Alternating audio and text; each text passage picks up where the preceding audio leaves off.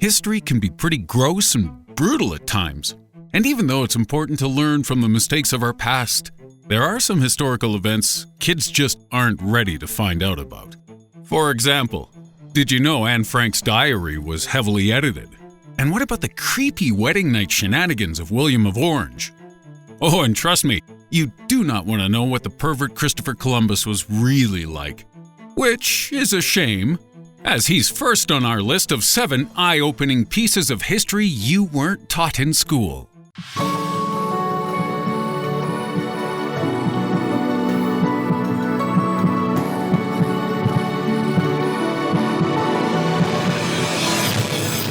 Number 7.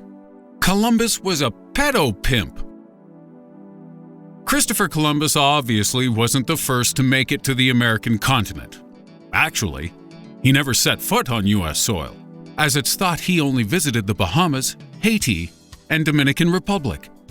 But what he may have been is the very first man to begin an underage sex slave ring in the Americas, which is probably not how he'd like to be remembered, but tough Chris, you dirty SOB. Upon his arrival, Christopher Columbus pressed many native people of the Americas into working down into the mines, as he considered them his property, so much so that he even began selling prepubescent girls, some as young as 9, as sex slaves to his own men, many of whom were known rapists and murderers. He also used native people as food to feed his dogs, mutilated around 10,000 of them by cutting off their hands, and in all was responsible for around 200,000 deaths in Haiti alone. So now you know this. Maybe let October 12th pass without a celebration next year. At 6, the National Socialist soda? For various reasons, YouTube doesn't like it when we mention a certain group of German people and their leader who terrorized the world between 1939 and 1945. So, in lieu of their actual titles, we shall refer to the man who led Germany through this period as Adolf Swiftler and his Fancy Party. Now, in the year 1940, Fancy Germany was placed under an embargo by the Coca-Cola Company due to the naughty things Adolf was getting up to. But Germany needed some soda to wash down all that dry, salty anti-Semitism, which was so popular at the time. So, the head of Coca-Cola Deutschland, Max Keith, decided to create a new product for the German market. He mixed whey, apple pomace, and a bunch of other gross German stuff to create an orange-flavored soda. And that drink is known today as Fanta. Weird how they don't make a big thing about that connection to Fancy Germany in the adverts, ain't it? 5. Victorian death portraits. If your beloved grandpa passed away, how would you grieve him? Would you write a poem? Take a walk in his favorite park? Reminisce about old movies? Or maybe you just prop him up in his clothes and take a picture of his corpse? Smile, Grandpa! You look a little stiff. And why stop at Grandpa? Because the Victorians sure didn't, as they had a habit of photographing everyone, from mom and pop through to dead infant babies, with the bizarre ritual of post-mortem photography starting in the 19th century and continuing well into the 20th. This practice was supposed to help people get through the grieving process, but I'm not quite sure how the agony of losing a loved one would be helped by cuddling up to your dead kids for a picture. This bizarre routine replaced the original method of remembering the dead, which involved painting a death portrait. Imagine that, having to sit still for several hours while your mom's stinky corpse rots beside you. Yeah, that's how I'd want to be remembered. At 4. History's creepiest uncle. Do you have a creepy uncle in your family? You know, that one that leers at you over the Christmas dinner table, offers you $20 to go sing in the shower. But who have we pegged as history's creepiest uncle ever?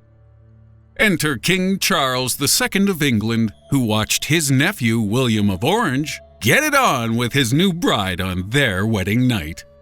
Charles apparently shouted encouragement and cheered as William and his new wife Mary II consummated their marriage. But actually, maybe we've been too harsh on Charles here, because this was a pretty normal practice back in ye olden times. As when a newlywed couple went to bump uglies for the first time, they'd often be watched by their wedding guests, who would drink, dance, shout, and play music, even bringing water and food for the couple in case they needed a bang break.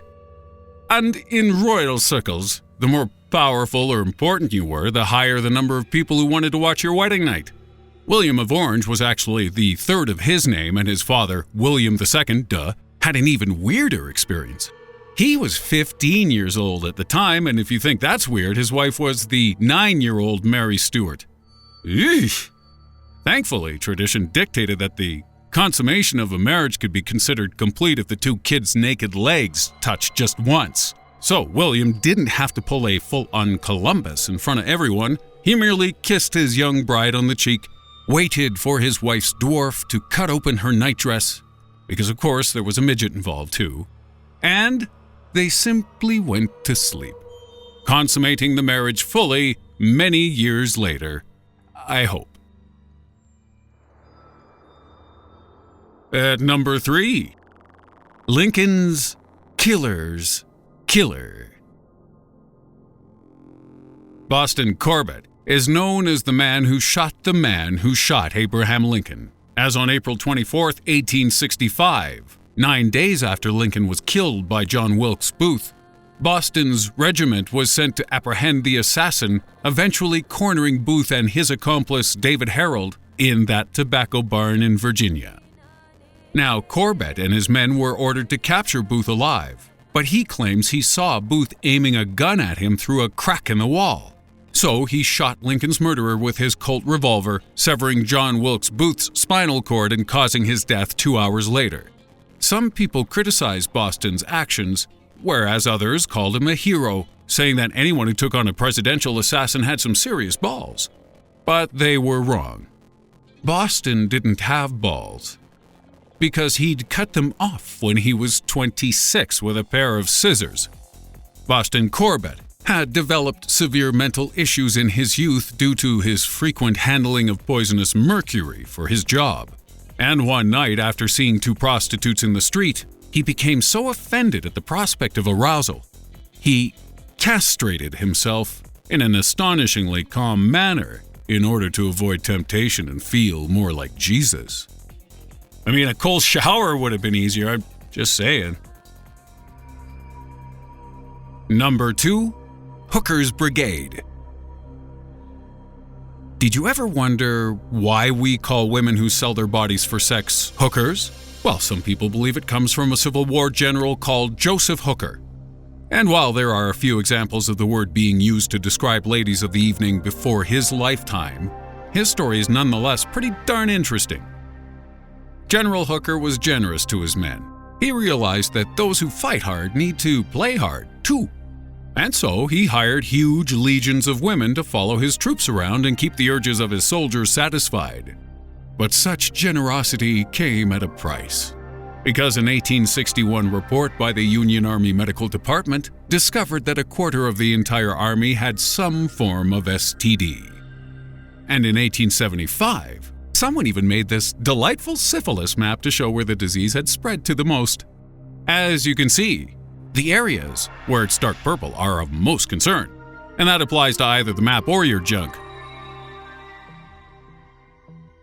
And at number 1, Anne Frank's diary was edited.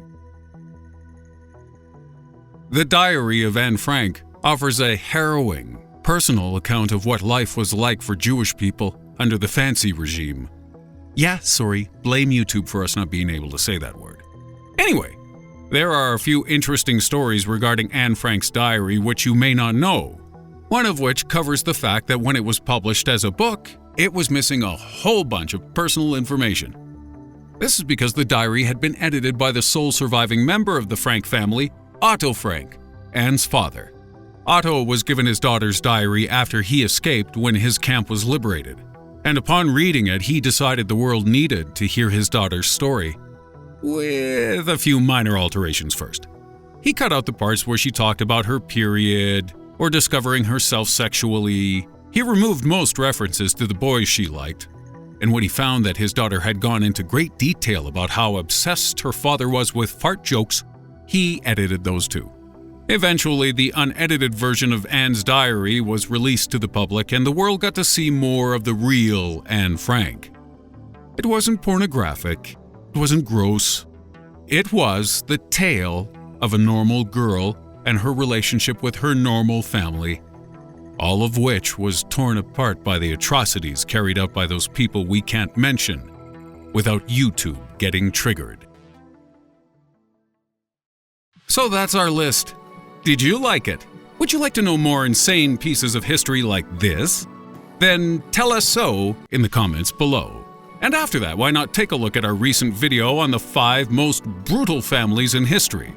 Because there's some stuff on there you definitely wouldn't have heard about from your teacher.